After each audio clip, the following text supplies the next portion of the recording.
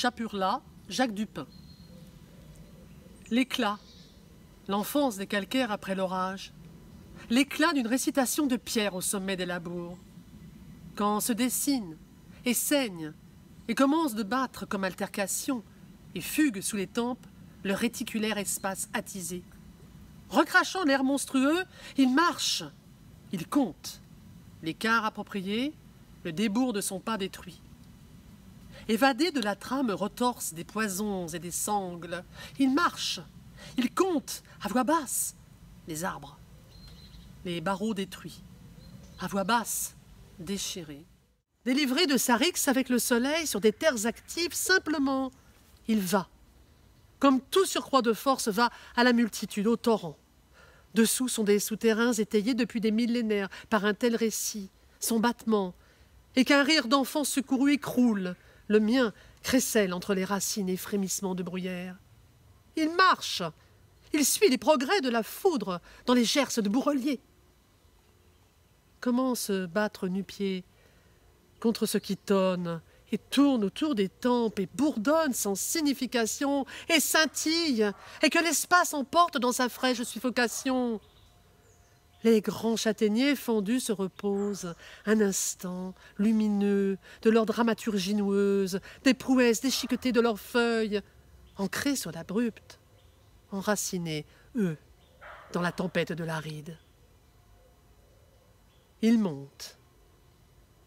Et pour finir de le détruire, le calme musicalement érigé, sans lequel serait le sens, répercuté contre le rocher, ou nul, ou le cri.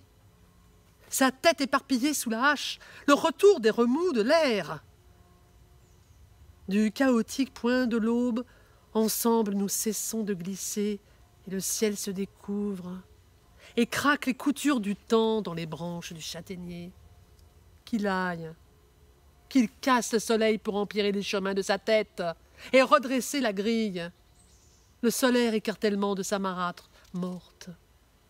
Mais le soleil a bifurqué, mais la calculatrice est sourde. L'enfance morte. Aux orgues de basalte du second ravin, le souffle manque. Il est rendu, lui, au genêt par les éclairs, à la charogne maternelle, par le labyrinthe brusquement simplifié, avant de tomber, de fuir, un terrier sanglant, excrémentiel, jusqu'à ta nudité dissolvante, aigre soleil, second mourir, vérité de sable et de vent. Courbe prise au lacet comme une simple colline, chaque pensée le contourne, ici, ou s'allonge devant son pas, pur nombre inscrit dans le regard, abîme à sa hauteur, élevé, où toute construction musicalement se désagrège. Quel rire protégera l'extrême voyageur contre l'ombre sienne, séduite, épouvantée par une tache de soleil?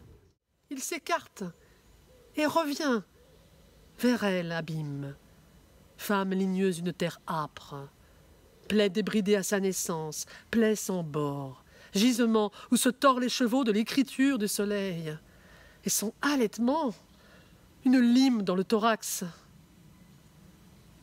De sa propre parole, monstrueusement retournée, ils l'ont empalée sur la grille, et la norme, la puanteur de la norme, a fait le reste. Calme le vent, calme-toi. Il pourrait investir à nouveau ce cercle de pierre et de douleur, dressé à plusieurs voix, dans le désordre grandissant. Quand le calme, terrible, oscille, et que vibre le fléau de sa balance sur l'inscription charnelle de ton couteau. De la puissante poussée répétitive des mots soustraits à la mort, nus, jusqu'à la pupille éclatée d'un seul, le trait, cette fois.